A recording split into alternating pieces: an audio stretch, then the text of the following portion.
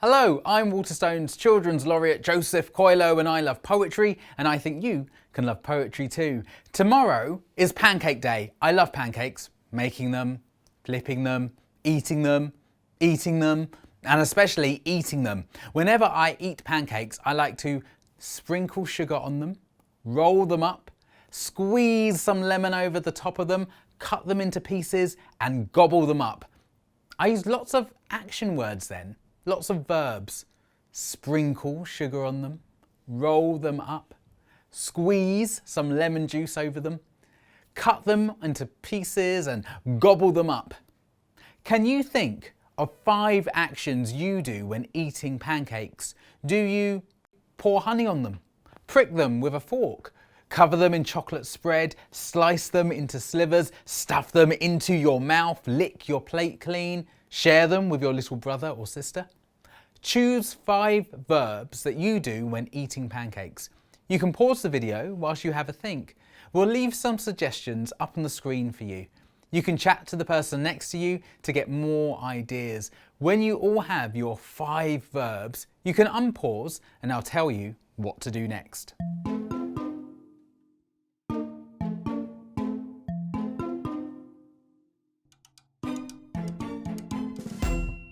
How did you do? Here are the 5 I chose: salivate, pour, prick, cut and gobble. I'm going to turn each of these verbs into a sentence about eating pancakes. When Dad makes pancakes, I start to salivate. That means the saliva starts drooling in my mouth. My next word is pour. I pour maple syrup all over them. My next word is prick. I use my fork to prick each steaming pancake. This is starting to look like a poem. My next word is cut. I cut each one up into tiny squares. Just one more sentence to go. And I gobble them up. Putting them all together, my poem goes like this. When Dad makes pancakes, I start to salivate.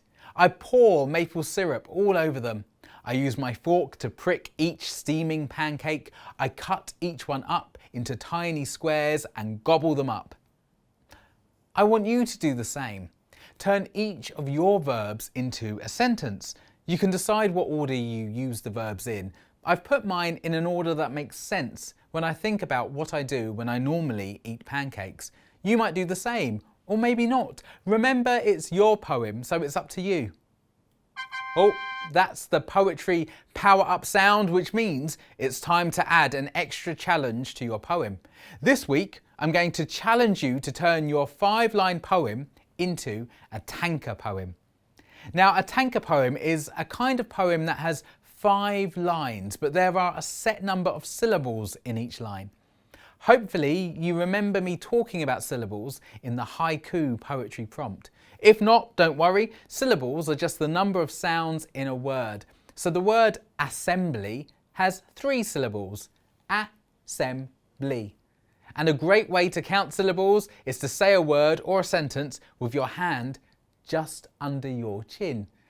Every time your chin touches your hand, that's 1 syllable. Assembly. See? 3 syllables. A tanker poem has 5 syllables in the first line, 7 syllables in the second line, 5 syllables in the third line, 7 syllables in the fourth line, and 7 syllables in the 5th line. I'm going to take my poem and edit it to make sure it has the right number of syllables in each line to make it a tanker poem. So my first line is, when Dad makes pancakes, I start to salivate. That's 11 syllables, but I only need 5, so I'll have to cut it down quite a bit. The word salivate alone has 3 syllables. Maybe I can swap that for another word like drool. How about pancakes make me drool? It's quite different to the original line, but it gets the idea across of salivating. My second line was, I pour maple syrup all over them. That's 10 syllables, but I only need 7. Maybe I don't need the word maple. That's 2 syllables gone. And I can also get rid of the word all. I pour syrup over them. Brilliant. That's my first 2 lines done. My third line was, I use my fork to prick each steaming pancake. Yikes, that's 11 syllables, but I only need 5. How about, I prick with my fork? That works. My fourth and fifth lines both need 7 syllables. My fourth line was, I cut each one up into tiny squares. I could say, I cut them up nice and small. That's 7 syllables. And my final line is, and I gobble them up. That's too short.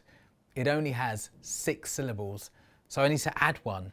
How about, and I gobble them all up? Brilliant, I did it. Putting them all together, my tanker poem goes like this. Pancakes make me drool. I pour syrup over them. I prick with my fork, I cut them up nice and small, and I gobble them all up. By using the tanker form, I have made the poem simpler, more succinct, and I think more beautiful. Counting syllables has forced me to get to the heart of the poem. I can almost taste them now.